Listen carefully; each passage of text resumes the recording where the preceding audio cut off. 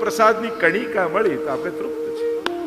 એમ જ આ 16 ગ્રંથ, એને 16 ગ્રંથ સાર કથા કહીશું આપણે, કારણ કે એક એક ગ્રંથો એવા દિવ્ય છે. મારે 16 ગ્રંથો લેવા છે બધાનો સાર રૂપે, કારણ કે ઘણી વાર ઘણું કઠિન પણ લેજો.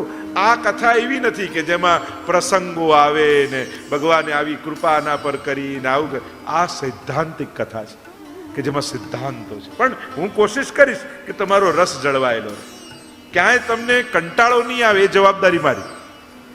પણ આ દવા તો તમને પીવડાવી જ છે.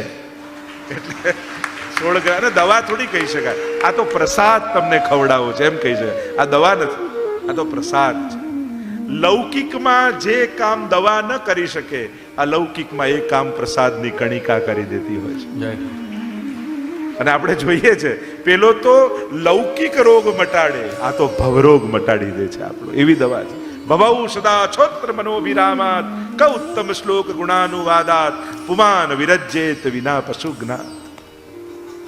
આજે પણ નાથદ્વારામાં ચાલે ભીલ આ બધા અન્નકૂટને લૂંટે ને, એ લોકો સૂકવીને રાખે ભાત. એમના ઘરમાં કોઈ બીમાર પડે ને તો દવા ન ખવડાવે, શ્રીનાથજીનો પ્રસાદ ખવડાવે. અને આજે પણ એમનો અનુભવ છે કે જે કામ દવા નથી કરતી એ શ્રીનાથજીની સખડી કરી દે છે. કેવા કેવા રોગો એમના મટી જાય છે. આ શુદ્ધાની તાકાત છે. અને કેમ ન થાય? જે જગતનો નાથ છે એને આરોગ્ય હોય એની કણિકા મળે. તો આપણે બધા ભાગ્યશાળી છીએ. શ્રીનાથજી અને સ્વરૂપ તો બિરાજી ગયું, પણ કેટલા સમયથી હતું મહાપ્રભુજીનું સ્વરૂપ, યમુનાજીનું સ્વરૂપ અને શ્રી ગુસાઈજીનું સ્વરૂપ. કાયમ વલ્લભ મંદિર, શ્રી ગુસાઈજી મંદિર ને યમુના મંદિર શ્રીનાથ ધામમાં સિદ્ધ થાય તો એ ત્રણેયનો પાટોત્સવ આપણે ઉજવવાનો છે 27 અને 28 તારીખે, અને 56 ભોગનો મહામહોત્સવ પવિત્રા એકાદશી અને બારસના પાવન દિવસોમાં. એટલે કે 5 તત્વોથી સમૃદ્ધ આપણું શ્રીનાથ ધામ થઈ જશે, એનો આપણે આનંદ લેવાના છીએ. તો આ મહામહોત્સવ જો, એટલે આ 7 દિવસ પૂરા થાય એટલે એમ ન માનતા કે ઉત્સવ પૂરો થઈ ગયો. આપણો ઉત્સવ પૂરો થશે 28 તારીખે. ક્યારે? જ્યારે 28 તારીખે 56 ભોગ પૂરો થાય, મંદિરનો પાટોત્સવ મહાપ્રભુજી બિરાજી થાય અને અમને ઇન્ડિયા જવાનું વિજય તિલક કરો, ત્યારે આપણો ઉત્સવ પૂરો થાય. આપણો ઉત્સવ આ વખતે જર્મનીમાં પ્રથમવાર, પુષ્ટિ માર્ગનું પ્રથમવાર વલ્લભકુલનું એક આયોજન, કારણ કે વૈષ્ણવ સંઘ જર્મનીમાં 2 વર્ષથી લગભગ ચાલી રહ્યું છે. એટલું સુંદર રીતે યુવાનો કાર્ય કરી, ખરેખર જે રીતે ત્યાં સંચાલન થાય છે અને ઉત્સવ થાય, અદ્ભુત રીતે થાય છે. અને આ વખતે 5 દિવસનો જર્મનીમાં પણ 19 થી 24 સુધી ત્યાં ઉત્સવ થવાનો છે. તો એનો પણ આનંદ ત્યાં લેવાના છે. તો આ બધા દિવ્ય આયોજનો, અને લેસ્ટરમાં પણ 2 દિવસ ત્યાં પણ કૃષ્ણ ચરિતામૃતનો સુંદર ઉત્સવ લેસ્ટર ખાતે પણ થશે. તો યુકેમાં તો યુકે ને આ તો છે જ ગોકુળિયું ને વ્રત જેને કહીએ છે, જેવો ભાવ આ બધાની અંદર બિરાજે છે અને જેટલા ઉત્સાહથી આપ લોકો જોડાઓ છો એ ખરેખર અમને પણ એટલો આનંદ અને ઉત્સાહ થાય છે. તો શ્રી યમુનાષ્ટકનું ગાન કરતા નમામિ શબ્દથી પ્રારંભ કર્યો. નમામિ યમુના અહમ, હું યમુનાજીને નમન કરું છું. યમુના કોણ? યમ ઉના. ઉના એટલે નાના બેન, એટલે યમુના નાના બેન એટલે કહેવાય યમુના. કઈ રીતે નમન કરું છું? સકલ સિદ્ધિ હેતુમ મુદા, સકલ સિદ્ધિના હેતુ રૂપ શ્રી યમુનાજીને હું મુદા એટલે આનંદપૂર્વક નમામી, નમન કરું છું. મહત્વનો શબ્દ છે મુદા, આનંદપૂર્વક, પ્રસન્નતાથી. જરૂરી નથી કે ભગવાન આગળ, યમુનાજી આગળ ને ગિરિરાજજી આગળ રડતા રડતા જ જવું. મહાપ્રભુજી તો કહે મુદા, પ્રસન્નતાથી જાઓ. જ્યારે જ્યારે પ્રભુ પાસે જાઓ ત્યારે પોતાના આંસુ, બધું જીવનમાં ગમે તેટલું દુઃખ આવ્યું હોય પણ પગથિયામાં દંડવત કરી આંસુ લૂછી, કારણ કે દુઃખનો હરતા તો હરી જ છે. દુઃખ હરનારો માણસ આવીને અફસોસ વ્યક્ત કરી શકે, દુઃખ દૂર ન કરી શકે. દુઃખ દૂર કરનારો તો ઈશ્વર જ છે. એ કાલ રૂપે જ્યારે સમય જાય ત્યારે જીવનના કેટલા મોટા મોટા દુઃખો માણસ ભૂલી જતો હોય છે. આ ભૂલવાની શક્તિ જે ભગવાને આપી છે ને, જો ન આપી હોત ને તો આપણું જીવન તો નર્ક બની જાય. ઘણા લોકો અફસોસ, અમને યાદ નથી રહેતું, યાદ નથી રહેતું, યાદ નથી રહેતું. અરે સારું, કારણ કે બહુ યાદ શક્તિ જેની વધારે હોય ને એનું જીવન વધારે અઘરું થઈ જાય. ભૂલવાની પણ એટલે એમ નથી તો કંઈ યાદ જ નહીં કરવું. જે યાદ રાખવા જેવું છે તો યાદ રાખવું, જે ભૂલવા જેવું છે ને ભૂલી દે.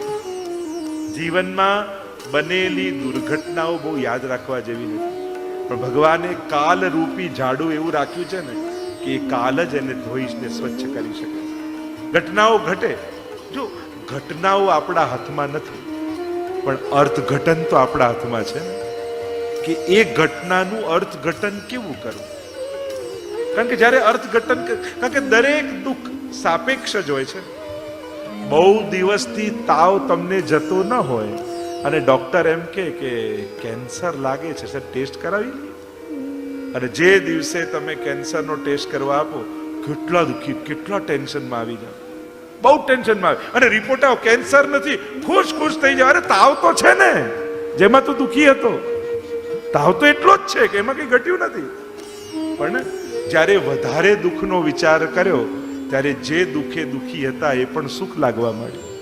બસ જીવનના ગણિત આવા જ ચાલે. હંમેશા કંઈક ઘટે ત્યારે વિચારું ઠાકુરજીએ આટલામાંથી આપણને બધાને બચાવે. આ થવા કાળ હતું, થઈ ગયું. હા, લાગણી હોય તો દુઃખ જરૂર થાય, એ સહજ છે, પણ ઘટનાઓ છે. આ બધી જીવનમાં ઘટનાઓ રોકી શકવાના નથી. વરસાદ આપણે નથી રોકી શકતા, છત્રી તો ખોલી શકીએ છીએ. બસ અર્થઘટનો સારા થાય, ઉત્તમ થાય, સમાધાન જેવા થાય તો એ ઘટનાઓથી આગળ નીકળી જાય. બાકી જીવન તો આવું જ છે, અણધાર્યું ચાલે, વિચાર્યું ન હોય, ક્યાંય વળાંક લઈ લે. ખબર એ સીધી દિવાલ જેવું જીવન નથી હોતું, એ રોડના પાટા જેવું નથી હોતું, એ ઉગેલા છોડ જેવું હોય. ક્યારે કઈ ડાળી ક્યાંથી ફૂટે ખબર જ ના પડે, કે રસ્તો ક્યાં જઈને વળી રહ્યો છે. આ જ જીવનના ગણિત છે, અને આપણે આમાંથી પાર થવાનું. તો જે મહાપ્રભુજી આપણને મુદ્દા પ્રસન્ન રહેતા શીખો, આનંદમાં, એ સૌથી મોટું તપ છે. ગોકુલનાથજીના વચનામૃતમાં આવે છે, વૈષ્ણવ સદા પ્રસન્ન રહે, આનંદ રહે. હરી ઈચ્છા, પ્રભુ ઈચ્છા સર્વોપરી છે. એણે કંઈક સારું વિચાર્યું હશે. આપણને ઘણીવાર છે ને સમજણ નથી હોતી, આપણે તો સામે જે બધું એને જ જોઈ શકીએ. ક્યાં શું થવાનું હતું, શેના માટે આ થયું, એ આપણે સમજતા નથી, આપણે જાણતા નથી. જે વસ્તુ તમને સમજાય નહીં ને એને હરી ઈચ્છાના નામથી સમાધાન મેળવી લો. પ્રભુનું કંઈક વિચાર્યું હશે, અને પ્રભુ ખરાબ કોઈ દિવસ ન વિચારે. પ્રભુ હંમેશા જીવનું હિત વિચારતા હોય. અને એટલા માટે જે ઘટનાઓ આપણને સમજમાં ના આવે એને ભગવાનના નામે પૂર્ણ વિરામ લગાવી દે. ભગવાન છે, બધું કરશે. તો નમામિ યમનામમ સકલ સિદ્ધિ હેતુ, સકલ સિદ્ધિના હેતુરૂપ યમુનાજી છે. અને સકલ સિદ્ધિઓ એટલે કોઈ સાધારણ જે વૈદિક માર્ગમાં કે અન્ય માર્ગમાં સિદ્ધિઓ એની વાત નથી. આ તો 4 સંયોગાત્મક સિદ્ધિ અને 4 વિપ્રયોગાત્મક સિદ્ધિ, એમ 8 પ્રકારની સિદ્ધિ શ્રી યમુનાજી આપે છે. 4 પ્રકારની સંયોગની સિદ્ધિ અને વિપ્રયોગની સિદ્ધિ તો ગુસાઈજી પ્રભુચરણ ગણાવતા કહે, સાક્ષાત ભગવત સેવો ઉપયોગી દેહની પ્રાપ્તિ કરાવે યમુનાજી. આ પહેલી સિદ્ધિ. અત્યારે આપણો દેહ લૌકિક દેહ છે, પણ એવો દેહ આપે જેનાથી ભગવદ લીલાનો અનુભવ થઈ શકે. આ પહેલી સિદ્ધિ યમુનાજી. હવે આમાં ઘણી ચર્ચા થઈ શકે, એનો વિસ્તાર નથી કરતો. બીજી સિદ્ધિ, સાક્ષાત આ જ આંખોથી ભગવદ લીલાનું દર્શન યમુનાજી કરાવે. મર્યા પછી ભગવત ધામમાં લીલા જોઈશું એવું નથી, પુષ્ટિ માર્ગમાં ઉદ્ધારની વાત છે જ નહીં. અહીંયા તો આપણે આ જ આંખે ભગવાનને જોઈને જવું છે. આ જ જીવની હટ છે, આ જ વૈષ્ણવનો આગ્રહ છે. મારે મર્યા પછી ભગવાન નથી જોવા, મારે તો જીવતા જીવન આ ભગવાને જે આંખો આપ્યા છે ને એ જ આંખેથી ઠાકોરજીને જોવા છે. અને એ સિદ્ધિ યમુનાજી કરાવી છે. નૈન ભર દેખ ભાનુ તનયા, 41 પદમાં તો પ્રગટ નૈનન લીલા દિખાવે. કેટલા પદો, 41 પદોની જો સમાનતા કરવા જાઉં તો ઘણી લાંબી ચર્ચા થાય. ત્રીજી સિદ્ધિની ચર્ચા કરી, એ લીલાનો સાક્ષાત રસાનુભવ. કેવલ લીલાના દર્શન થાય એટલું નહીં, તમને એ લીલામાં પ્રવેશ મળે અને એના રસનો અનુભવ તમે પોતે કરી શકો. એટલે રૂપ દેત આપ જેસી, દેત તારી કર લેત ઝટકે, અને ઠાકોરજી હેત કરી દેત શ્રી યમને વાસ કુંજે. શ્રી યમુનાજી પોતાની કુંજમાં જીવનો વાસ કરાવે છે અને પોતાના જેવું રૂપ આપે. ચોથી સિદ્ધિ કઈ? સર્વાત્મ ભાવની સિદ્ધિ થાય સર્વમાં. અને આત્મભાવ તો પુષ્ટિ માર્ગી સર્વાત્મ ભાવ કર્યો. સર્વ ભાવો એ પરમાત્મામાં સર્વદા સર્વ ભાવે. આપણે ત્યાં સર્વ ભાવો પ્રભુમાં જોડવા એ જ સર્વાત્મ ભાવ છે. મર્યાદા માર્ગમાં સર્વાત્મ ભાવ એટલે સર્વમાં આત્મભાવ. આપણે સર્વમાં આત્મભાવ નથી ગોતવો, પણ સર્વ ભાવો એ પરમાત્મામાં લગાવવા છે, એ જ સર્વાત્મ. 4 અન્ય સિદ્ધિઓ કઈ? વિરહ દશામાં ભગવદ આવેશ વાળા દેહની પ્રાપ્તિ કરાવે. કારણ કે વિરહમાં દેહ ટકી ન શકે તો એમાં દેહ યમુનાજી ટકાવે. બીજું કયું? અલૌકિક ચક્ષુ દ્વારા પોતાના અંતઃકરણમાં ભગવત દર્શન વિરહમાં કરાવે, જ્યારે પ્રભુ અંતર ધ્યાન થઈ જાય ત્યારે. ચોથું કયું? સાક્ષાત લીલા રસનો અનુભવ અંતઃકરણમાં થાય વિરહ અવસ્થામાં. અને પાંચમું, સર્વત્ર પ્રભુની સ્મૃતિ થવા લાગે. જીત દેખું તિત શ્યામમયી હૈ, જ્યાં જોઈએ ત્યાં ઠાકોરજીનો અનુભવ થાય. તો 4 સંયોગની સિદ્ધિ, 4 વિપ્રયોગ. સકલ સિદ્ધિ હેતુમ મુદામ. આનંદ પૂર્વક જે સકલ સિદ્ધિના હેતુ રૂપ છે એ શ્રી યમુનાજીને હું વંદન કરું છું. યમુનાજીમાં મુરારી પદ પંકજ સ્ફુરદ અમંદ રેણુ ઉત્કટામ. એટલે કે યમુનાજીમાં જલ કરતા પણ રજ રેણુ ઉત્કટામ અધિક છે. કોની? મુરારી પદ પંકજ. મુરારી એવા શ્રી કૃષ્ણના ચરણ કમલની રજ, જ્યાં જલ કરતા પણ અધિક છે. કેમ મુરારી જ કહ્યું? ગોપાલ ન કહ્યું, કૃષ્ણ ન કહ્યું, મુકુંદ ન કહ્યું? કારણ કે મુરારી ક્યારે નામ પડ્યું? જ્યારે મૂર નામના દૈત્યને ભગવાને માર્યો. 16,000 કન્યાઓને ભૌમાસુરે કેદ કરી રાખી અને ભગવાન એમને છોડાવવા ગયા ત્યારે એ કિલ્લાની રક્ષા આ મૂર નામનો દૈત્ય કરતો હતો. અને ભગવાને મૂરને નથી માર્યો, પણ જે ભક્ત અને ભગવાનને મળવામાં પ્રતિબંધ દોષ રૂપ છે એને માર્યો છે.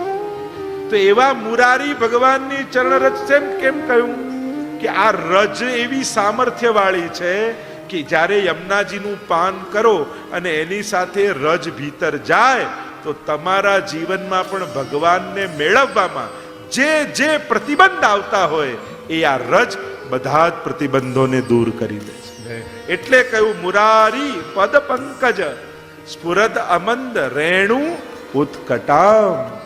જ્યાં જલ કરતા પણ રજ અધિક છે. આજની કથાનો સમય પૂર્ણ થવા આવ્યો છે.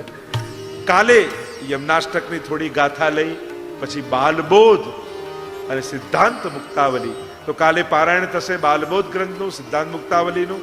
અને એ રીતે ઘણી વાર 2 ગ્રંથ, ઘણી વાર 3 ગ્રંથ, ઘણી વાર 4 ગ્રંથ, એ રીતે ઘણા નાના નાના ગ્રંથો છે, પંચપદ્યાની, ચતુશ્લોકી આદિ.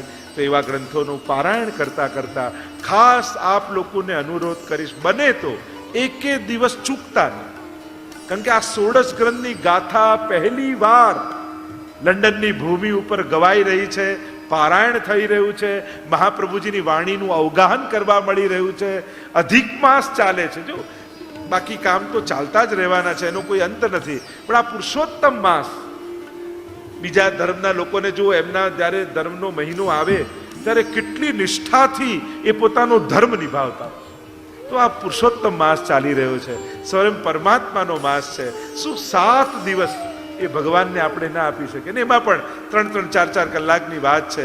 ખાસ અનુરોધ કરીશ, એક દિવસ ચૂક્યા વગર આ પુરુષોત્તમ માસને સાચા અર્થમાં અધિક માસ, સાચા અર્થમાં ઉત્સવનો માસ આપણે બનાવી લઈએ.